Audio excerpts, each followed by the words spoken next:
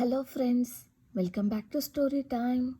Today, the story is about Magic Tree House Lions at Lunchtime, Chapter 3 Disaster.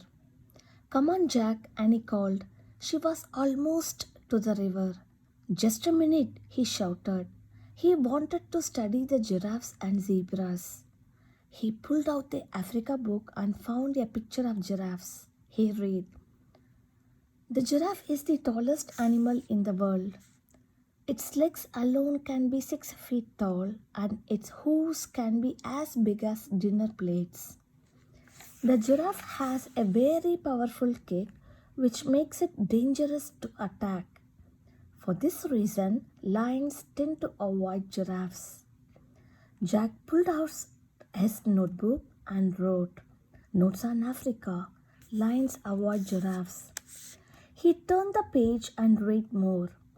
Zebras live in family groups, as no two zebras have exactly the same pattern of stripes. Every baby zebra must learn its own mother's pattern. Jack studied the zebras, trying to see their different patterns. But in the hazy afternoon light, all the stripes made him dizzy. He blinked to clear his head, then read more. Zebras are the first to cross the river because they eat the coarsest grass. After they have thinned down the top layer, the wild beasts arrive and eat the next layer. They prepare the grass for the gazelles who come last. Wow, thought Jack. Each animal depends on the one that goes before. He wrote, animals all connected. Jack heard Annie shouting from the river bank, Jump, beasts, jump. You can do it. Don't be afraid. Come on. He looked up. Annie herself was jumping as she called to the wild beasts. Jack sighed. I would better stop her before there is trouble, he thought. He put away the Africa book and his notebook. Then he jogged toward the river. His pack was heavy and lumpy, bumping against his back. He would forgotten to take out the jar of peanut butter and the loaf of bread. Jack decided to leave them at the tree house. He turned to go back. But just then Annie's shouting stopped. Jack looked at the river. She had vanished. Annie, he called. No answer. Where was she? Annie, Jack shouted. She had completely disappeared. Oh man, said Jack. Their trip had barely begun and already disaster had struck. He forgot about the stuff in his pack. He just ran as fast as he could. He wove his way between the grazing zebras and giraffes as he raced to the river. Help! Called Annie. Chapter 4 Mud Bath. Jack looked over the edge of the river bank. Annie had fallen into a pool of mud near the water. The thick black mud was up to her chest. I slipped, she said. It feels like quicksand.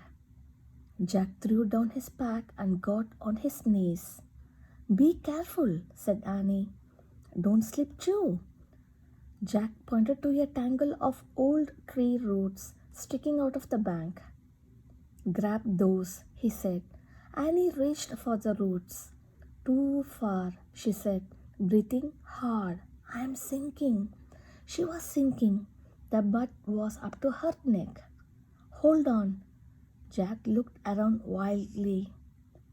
He saw a fallen tree branch near the bank. He raced to it, picked it up, and carried it back to Annie. Only her head and arms stuck out of the mud now. Jack held out the branch. Annie grabbed it. Hold tight, said Jack. I will drag you over to the roots. He started pulling on the branch. I'm still sinking, Annie wailed. The mud was up to her chin. Come on, said Jack. You can do it. I know you can. Try, try. Just then, Jack heard a splash. He looked up. On the other side of the wide river, a wild beast had jumped into the water. Another jumped, then another. They were headed right toward Jack and Annie. Hold on tight, said Jack. He pulled on the stick again. Annie moved a tiny bit. Hey, Jack! On the moon it felt like I weighed 10 pounds, said Annie. And in this mud it feels like I weigh a ton. Concentrate, Annie, said Jack, trying not to slip down the bank. I am. The lead wild beasts were halfway across, swimming toward them. Many more wild beasts were jumping into the water. It's now or never, said Jack. He took a deep breath. He pulled really hard. Just then, a shadow passed over them. Jack looked up. Oh, he said. A huge vulture circled overhead. It thinks you are near the end, said Jack.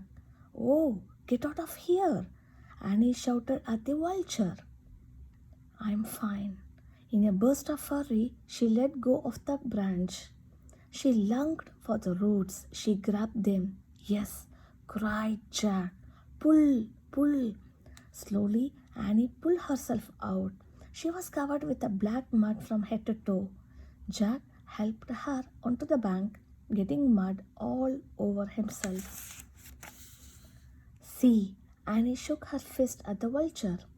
I'm fine. Now beat it. But the giant, ugly bird still circled.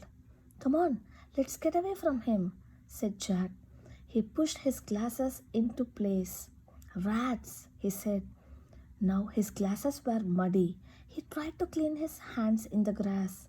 Oh no, shouted Annie. Jack turned to her. The wild beasts will get stuck in mud hole.